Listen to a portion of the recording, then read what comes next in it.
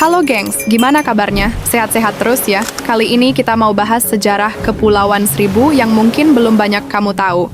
Yuk langsung aja kita bahas bareng-bareng. Kepulauan Seribu adalah gugusan sekitar 110 pulau kecil yang terletak di Teluk Jakarta, tepat di bagian utara ibu kota Indonesia. Meski namanya Kepulauan Seribu, jumlah pulau di sini sebenarnya jauh lebih sedikit dari 1000, sehingga sebutan itu hanyalah kiasan. Sejak masa kuno, pulau-pulau kecil ini sudah digunakan oleh para nelayan sebagai tempat persinggahan, beristirahat, dan mencari air tawar. Posisi strategisnya di Laut Jawa menjadikan Kepulauan Seribu sebagai titik penting dalam jalur perdagangan maritim Nusantara. Pulau-pulau tersebut tidak hanya menjadi tempat hunian, tetapi juga berperan dalam sejarah panjang pertahanan dan perdagangan. Pada abad ke-17, VOC Belanda mulai melirik Kepulauan Seribu karena letaknya yang dekat dengan Batavia. Belanda menjadikan beberapa pulau sebagai benteng pertahanan untuk melindungi jalur laut menuju Batavia. Pulau Onrus kemudian berkembang menjadi pusat militer Belanda yang paling penting di kawasan ini. Di sana dibangun benteng kokoh, gudang logistik, rumah sakit, hingga galangan kapal untuk memperbaiki armada VOC. Kegiatan di Onrus membuat pulau itu dijuluki sebagai pangkalan terapung VOC di Laut Jawa. Selain Onrus, pulau lain seperti Cipir, Kelor, dan Bidadari juga difungsikan sebagai benteng pertahanan. Benteng-benteng ini menjadi bagian dari jaringan pertahanan yang saling terhubung. Tujuannya adalah mengawasi setiap kapal yang keluar masuk Batavia dari arah Laut Jawa. Reruntuhan benteng Martello di Pulau Bidadari hingga kini masih menjadi saksi bisu sejarah. Pulau-pulau tersebut tidak hanya berfungsi militer, tapi juga menciptakan warisan arkeologi yang berharga.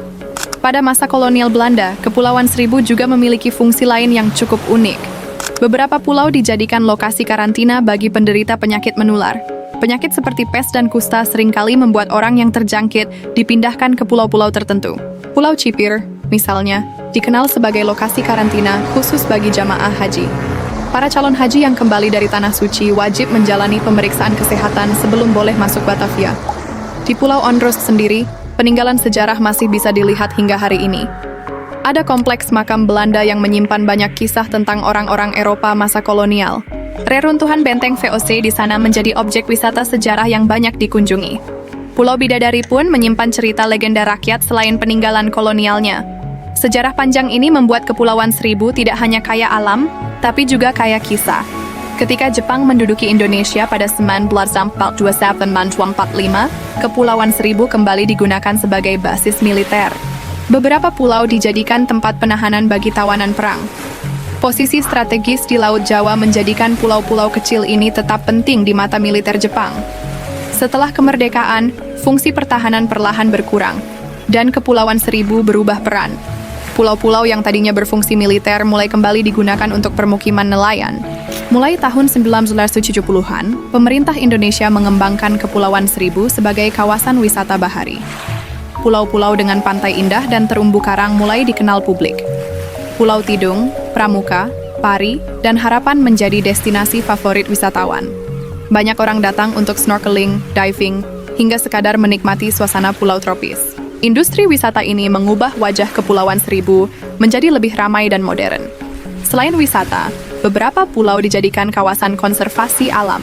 Pulau Rambut misalnya menjadi habitat burung laut yang dilindungi. Pulau Bokor juga ditetapkan sebagai cagar alam karena kekayaan ekosistemnya. Pulau Pramuka kini berperan sebagai pusat pemerintahan administratif Kepulauan Seribu. Dengan itu, Kepulauan Seribu tidak hanya dikenal sebagai tempat wisata, tapi juga pusat administrasi dan konservasi. Sejarah panjang Kepulauan Seribu memperlihatkan betapa pentingnya kawasan ini bagi Jakarta. Dari pos pertahanan kolonial, karantina haji, hingga basis militer Jepang, pulau-pulau ini punya kisah tersendiri. Kini, Kepulauan Seribu menjadi simbol pariwisata bahari di dekat ibu kota.